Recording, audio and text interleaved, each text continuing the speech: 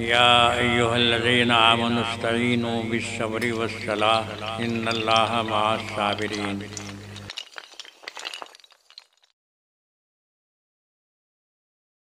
रहमानिर्रहीम। नहमदुहु व नुसल्ली व नुसल्लिमु अला रसूलिहिल करीम अम्मा बाद।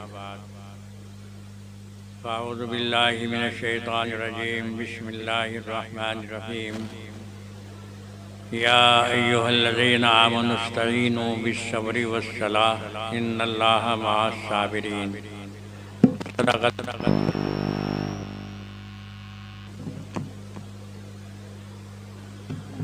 ज़िंदगी में इंसान के ऊपर दो हालतें तारी होती हैं।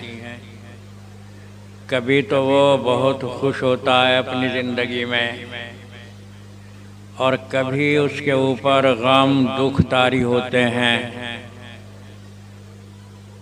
नबी करीम सल्लल्लाहु अलैहि वसल्लम ने दोनों हालतों में हमें बतलाया कि देखो, अगर अल्लाह की तरफ से ऐसी नेमतें तुम्हें मिली जिससे तुम्हारा दिल खुश हुआ तो अब तो उसका शुक्रिया अदा करो, और अगर किस्मत से कुछ ऐसे हालात पैदा हो गए, बीमारी आ गई या कोई आसमानी आफत आ गई जिसकी वजह से बहुत कुछ माल का या खेती का नुकसान हो गया, तो अब तरीक़ा तुम्हारे लिए यह है कि सब्र करो। इसलिए कि ईमान वालों के ऊपर अगर कोई दुख आता है या तकलीफ़ आती है तो दो ही बातें होती हैं, या तो अल्लाह उसके गुनाह माफ़ कर देते हैं या फिर उससे उसके दर्जे बुलंद हो जाते हैं। अगर इंसान को दूसरे इंसान से तकलीफ़ हो रही है, कोई सता रहा है, जुल्म ढा रहा है, अगरचे हमारा दीन इस बात की इजाज़त देता है कि तुम उससे बदला ले सकते हो, लेकिन सबसे बड़ा दर्जा यह है कि उसे माफ़ कर दिया जाए। अगर माफ़ कर दिया जाए तो इससे बहुत बड़े दर्जे माफ़ करने वाले के भी बुलंद हो जाते हैं। जब हमारे नबी सल्लल्लाहु अलैहि वसल्लम ताइफ में गए, ताइफ ये मक्के के करीब एक बस्ती है। जब मक्के वालों ने आपको निकाल दिया था तो आप ताइफ में गए थे ताकि वहाँ के लोगों को समझाएं, लेकिन वहाँ के जो ज़िम्मेदार थे जब आप उनसे मिले तो उन नादानों ने बहुत ज़्यादा आपको सताया। आवारा बदमाश किस्म के लोग पीछे लगा दिए और उन्होंने ईंट पत्थर तक आपके ऊपर बरसाए। ऐसे मौके के ऊपर वो फरिश्ता सामने आया जिसके कब्ज़े में सारे पहाड़ हैं। उसने आकर के ये कहा कि नबी, अगर आप इजाज़त दें तो मैं इस गांव को दो पहाड़ों के बीच में भींच दूं और यहीं पर इनका सब दम निकल जाए। फिर वो फरिश्ते भी आए जिनके कब्ज़े में सारी हवा है। गर्जे के चारों तरफ के ये फरिश्ते जिनके कब्ज़े में सारी ये चीज़ें अल्लाह ने रखी हैं हाजिर हुए, लेकिन आपने ये इरशाद फरमाया कि नहीं, मुझे कुछ तुम्हारी ज़रूरत नहीं है, मैं तो इनको अल्लाह के वास्ते माफ़ करता हूँ। ये तो नबी का बहुत बड़ा दर्जा था। इस मकाम के ऊपर तो कोई जाने वाला अभी बड़ी मुश्किल से जाएगा। तो हमारे लिए इसकी भी इजाज़त होती है कि हम अगर बदला लेना चाहें तो बदला भी ले सकते हैं। बाज़ आफतें, बाज़ मुसीबतें ऐसी आती हैं जो कुदरती तौर से आती हैं। मसलन कोई बच्चा बीमार हो गया या किसी के छोटे बच्चे का इंतकाल हो गया, तो हदीस में आता है कि ये जो मुसलमान के छोटे बच्चे मौत हो जाती है जिनके ऊपर, जो दुनिया में मर जाते हैं, तो चूँकि इन्होंने कोई गुनाह तो किया नहीं, तो क़यामत में अल्लाह इन्हें कहेंगे जाओ तुम जन्नत में जाओ। अब ये खड़े रहेंगे, हुक्म मिलेगा अल्लाह की तरफ से कि तुम जाओ, तुम्हें बतला दिया जन्नत में जाओ। तो ये कहेंगे अल्लाह हमारे माँ और बाप कहाँ हैं? हुक्म मिलेगा तुम्हारे माँ बापों ने दुनिया में अच्छे काम नहीं किए, इसलिए उनको पहले दोज़खी में जाना पड़ेगा। तुम्हारे लिए जन्नत है, जन्नत का दरवाज़ा खुला है। तो अल्लाह के नबी बतलाते हैं कि ये छोटे छोटे बच्चे जो हैं मचल जाएंगे, यहाँ तक कि ये अपने माँ बापों की उंगलियां पकड़ लेंगे और यूं कहेंगे, अल्लाह इनके साथ हमें भी बस दोज़ख में भेज दो। अल्लाह की तरफ से कहा जाएगा, नहीं, तुम तो दोज़ख में नहीं जा सकते, तुम तो जन्नत के मुस्तहिक हो, इसलिए तुम्हारे लिए तो जन्नत है, और चूंकि इन्होंने काम गलत किए हैं इसलिए इनके लिए दोज़ख है। तो ये बच्चे कहेंगे, नहीं तो हम भी जन्नत में अकेले जाना नहीं चाहते। तो हुक्म मिलेगा कि अच्छा, अपने इन माँ बापों की भी उंगली पकड़ करके जाओ, जन्नत में ले जाओ। तो देखो ये छोटे बच्चे जिनके मरने के ऊपर मुसलमान को क्या, हर इंसान को दुख होता है, गम होता है, और ये दुख और गम होना कोई बुरी बात भी नहीं। अल्लाह के नबी सल्लल्लाहु अलैहि वसल्लम का बेटा जिसका नाम इब्राहिम था, वो बचपन ही में इंतकाल कर गया, तो आपकी आंखों में आंसू आए हुए थे। बाज ने कहा कि अल्लाह के रसूल, क्या आप भी रोते हैं? तो आपने इरशाद फरमाया, क्या मैं इंसान नहीं हूँ?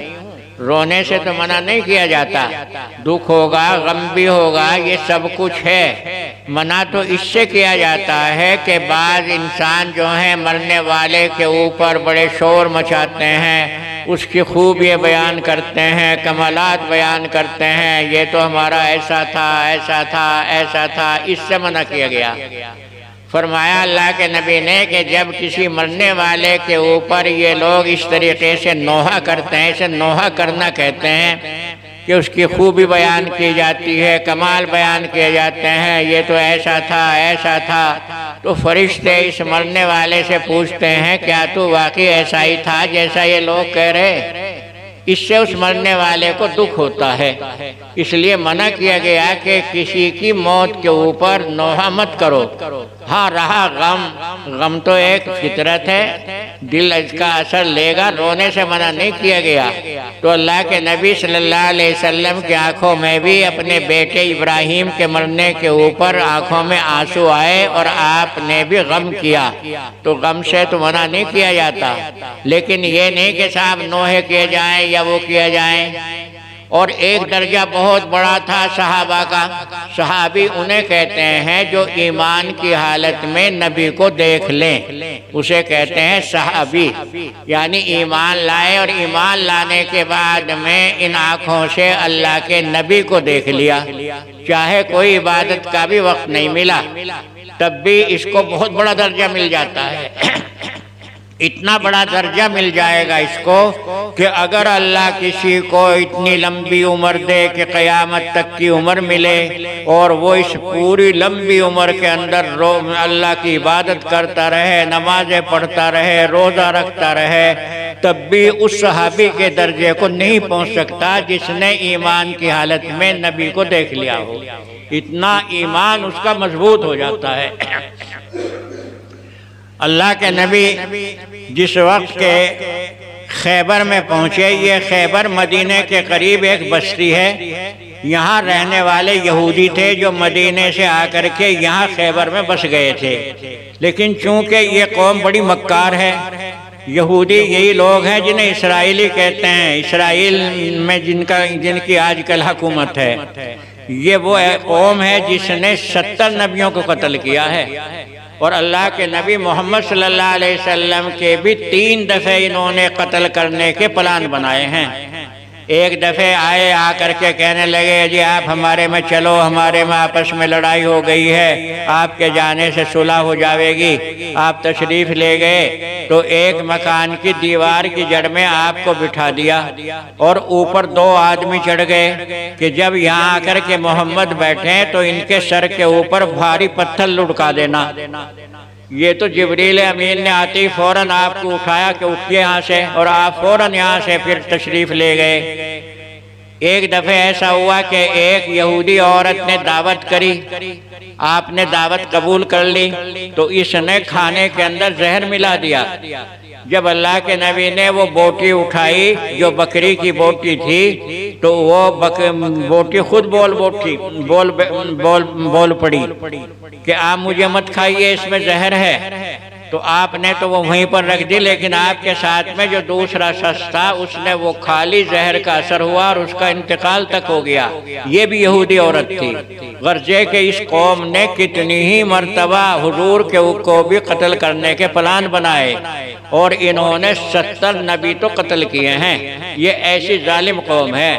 इसीलिए जब तुम सूरह फातिहा पढ़ते हो और आखिर में आता है गैरिल मग़ज़ूबि अलैहिम वलज़्ज़ालिन, इसका मतलब यह है कि अल्लाह तू हमें उस कौम से बचा जिसके ऊपर तेरा गज़ब नाजिल हो चुका है।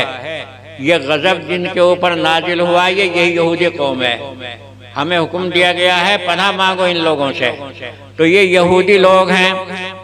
नबी करीम सल्लल्लाहु अलैहि वसल्लम के कत्ल के भी इन्होंने प्लान बनाए, मंसूबे बनाए। तो आप जब खैबर में गए और वहाँ ये खैबर में यहूदी लोग आबाद थे, ये वहाँ बैठे बैठे भी आपके खिलाफ, मुसलमानों के खिलाफ मंसूबे प्लान बनाते रहते थे। तो एक शख्स जो कि इन यहूदियों की बकरियां चुगाया करता था, चराया करता था, वो इनकी बकरियां लेकर के निकला। उसने आकर के मालूम किया ये कौन लोग हैं जो बाहर पड़े। ये मुसलमानों की जमात पड़ी थी, अल्लाह के नबी भी इनमें थे। यहूद की जो बस्ती थी खैबर, इसके ऊपर हमला करना था। तो बताया गया कि ये मुसलमान हैं, कि इनके सदर कहाँ। बताया गया कि देखो वो जो बैठे हैं जिनका नामी मोहम्मद है वो नबी हैं और वही इनके सदर हैं। ये हुजूर की खिदमत में पहुंचा। इसने जाकर के कहा क्या आप अल्लाह के नबी हैं? तो आपने जवाब दिया कि हाँ मैं अल्लाह का नबी हूँ।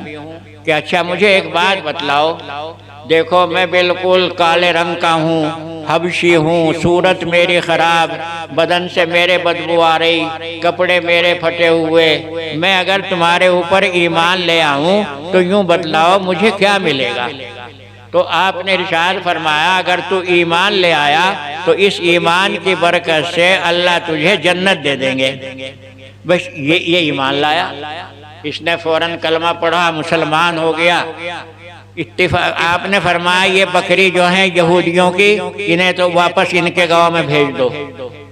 ये ईमान लाया और फिर यहूदियों से जंग शुरू हो गई। इस जंग के अंदर ये ईमान लाने वाला शहीद हो गया।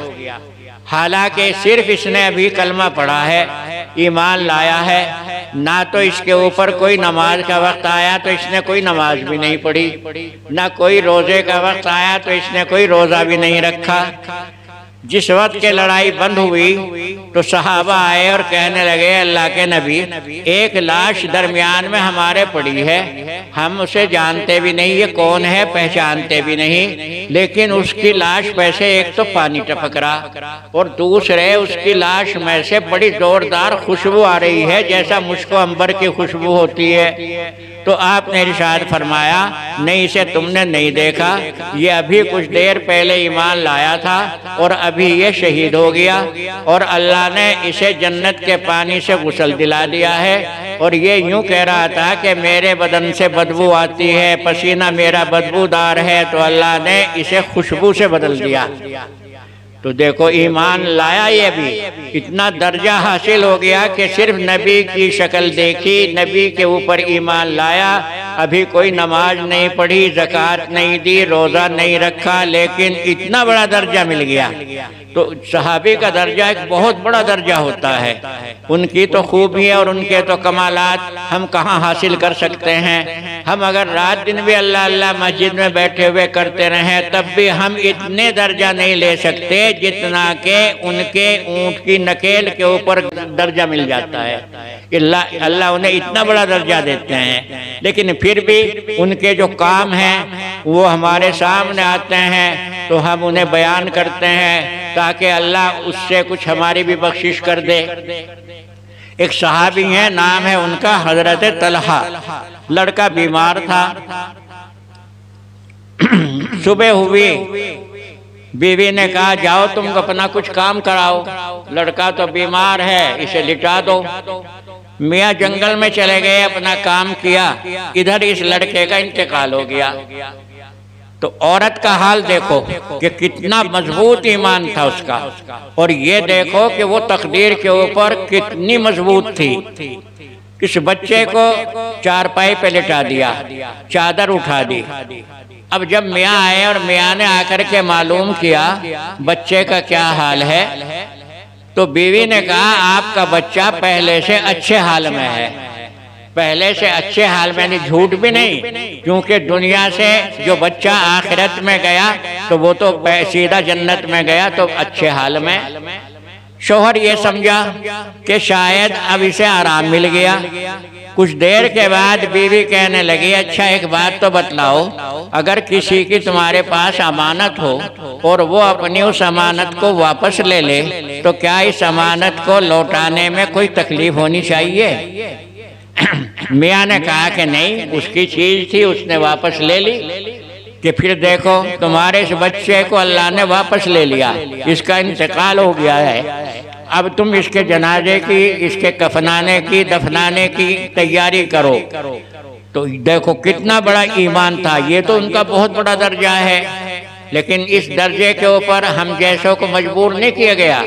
हमें ये कहा गया है कि अगर इस किस्म का कोई गम तुम्हारे ऊपर तारी हो जाए, औलाद का गम तारी हो गया या कोई और दुख की बात आ गई या कोई और बात आ गई, तो बस अल्लाह के ऊपर राजी हो जाओ कि उसका फैसला है, हम उसके फैसले को टाल नहीं सकते। इसलिए ऐसे वक्त में कहो इन्ना लिल्लाहि व इन्ना इलैहि राजिऊन।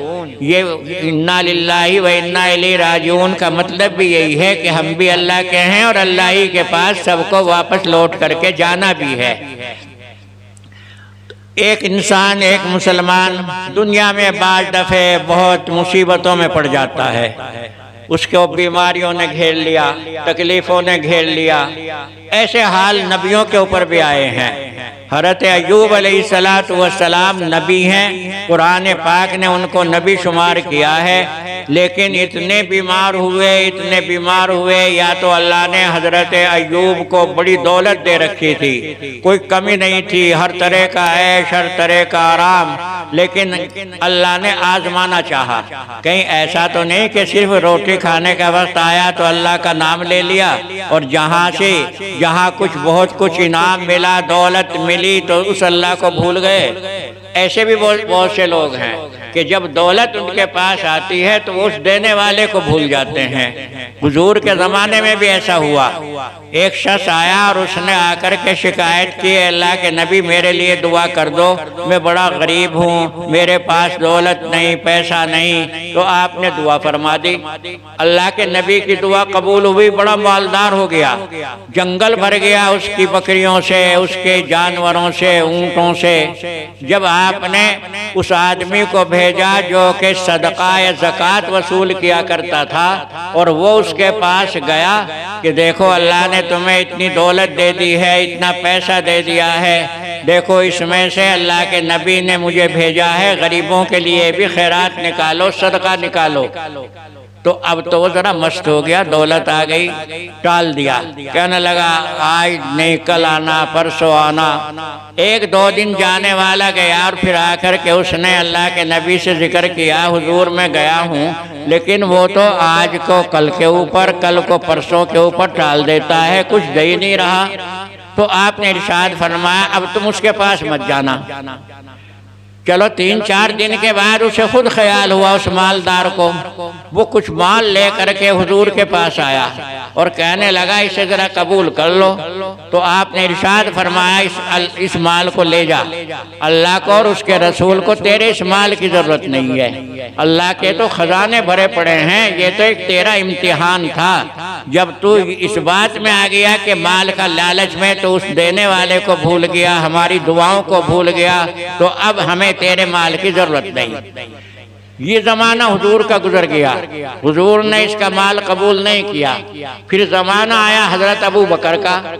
ये हजरत अबू बकर के जमाने में माल लेकर के आया और कहा ये माल है, इसे आप कबूल कर लें। तो हजरत अबू बकर ने जवाब दिया कि जिस माल को अल्लाह के नबी ने कबूल नहीं किया, अबू बकर में ये हिम्मत नहीं कि उस माल को वो कबूल कर ले। चुनाचे ये माल फिर वापस ले गया। उसके बाद जमाना आया हजरत उमर का। हजरत उमर के जमाने में ये माल लेकर के आया हज़रत उमर ने कहा कि मेरे से अच्छे अबू बकर ने तेरा माल कबूल नहीं किया, अल्लाह के नबी ने तेरा माल कबूल नहीं किया, उमर को तेरे माल की ज़रूरत नहीं, अपने माल को ले जा। आज भी मसाइल की जो किताबें हैं, बड़ी किताबें फुक़हा ने जो लिखी हैं, उस ख़ानदान का आदमी अगर ज़कात लेकर के आएगा तो उसकी ज़कात नहीं ली जाएगी। उनके ऊपर ज़कात है ही नहीं, उन पे तो जुर्म हो चुका है। ये ज़कात जो है इबादत है, हुक्म है आज भी कि उस ख़ानदान का बनु तग़लब उस ख़ानदान को कहते हैं, उस ख़ानदान के आदमी से कोई भी अमीर मुसलमानों का, कोई भी मुसलमानों का बादशाह ज़कात वसूल नहीं करेगा। तो बाज़ वो लोग होते हैं जिनके पास दौलत आती है तो वो उसमें बह जाते हैं, और बाज़ वो लोग होते हैं जिन्हें अल्लाह अगर ज़रा सी भी चीज़ कुछ देता है तो वो बराबर उसका शुक्रिया अदा करते हैं। ऐसे लोग भी होते हैं। तो खैर बहरहाल कभी कभी मुसलमान के ऊपर ऐसी बीमारी आ जाती है, जैसे हज़रत अय्यूब का इम्तिहान आया। बहुत कुछ दौलत, बहुत कुछ ख़जाने उनके पास थे, लेकिन सब ख़त्म हो गए, और हाल ये हुआ कि फिर बीमार हो कर के पड़ रहे। लोगों ने कहा ये कोढ़ी है, इसे कोढ़ी को यहाँ से निकाल दो, कूड़ियों के ऊपर डाल दिया गया, गांव से निकाल दिया गया। लेकिन उस वक्त भी हज़रत अय्यूब अलैहिस्सलाम का यह हाल था कि बराबर अल्लाह ही से दुआएं मांग रहे थे। आखिर ये हुआ कि रहम आया अल्लाह को, रहम आ जाने के ऊपर फिर अल्लाह ने उनको सेहत दे दी, तंदुरुस्ती दी, और फिर सारी दौलत लौटा दी। तो ये पकड़ कभी कभी अल्लाह वालों के ऊपर भी आती है, उलमा पे भी आती है, बुजुर्गों पे भी आती है। लेकिन फ़र्क ये होता है कि अल्लाह उनका तो इम्तिहान लेना चाहता है, देखें ये हमारे ऊपर कितना यकीन रखता है। कहीं ऐसा तो नहीं कि बस दौलत मिल गई तो हमारा नाम ले रहा था और कहीं पकड़ आ गई तो ये हमें भूल गया। और बाज़ ऐसे लोग हैं जिनके ऊपर ये पकड़ आती है अजाब की शक्ल में, क्योंकि वो लोग अल्लाह को भूल गए तो उनके ऊपर अजाब आ गया। ऐसे लोगों से तो पनाह मांगनी चाहिए। तो इस किस्म की जो चीज़ें आती हैं, कभी बीमारी आ गई, फरमाया अल्लाह के नबी सल्लल्लाहु अलैहि वसल्लम ने, अगर मुसलमान बीमार हो गया, उसके बुखार आ गया, सर में दर्द हो गया, और अल्लाह के ऊपर इसका ईमान है, तो अब इसकी बीमारी से अल्लाह या तो इसके छोटे गुनाह माफ़ कर देते हैं। देखो गुनाह दो तरह के होते हैं, एक तो है बड़े गुनाह जिन्हें गुनाह कबीरा कहें, उनके लिए तो ज़रूरी है तौबा करना, उनके लिए ज़रूरी है अगर किसी का हक है तो उससे माफ़ करा लेना। और एक होते हैं छोटे गुनाह, चलते हुए न मालूम कितने गुनाह हमारे से हो जाते हैं और हमें ख्याल भी नहीं होता, ये छोटे गुनाह होते हैं। इस किस्म की नेकियों से ये सब छोटे गुनाह माफ़ कर देता है अल्लाह। नमाज फजर हो रही थी, सहाबा नमाज में थे, हुजूर नमाज पढ़ा रहे थे। एक आदमी जिसकी आंखों से ज़रा कुछ कम सा नज़र आवे था, वो जमात में शामिल होने के लिए भागा, लेकिन बेचारा रपट करके गिर पड़ा। जब हुजूर ने सलाम फेरा तो हुजूर की जो बीवी और हमारी तुम्हारी माँ हज़रत आयशा वो बयान करती हैं कि मैंने कहा अल्लाह के नबी, इस बेचारे के तो चोट लग गई, इसका पैर फिसला, ये पैर फिसल करके गिर गया।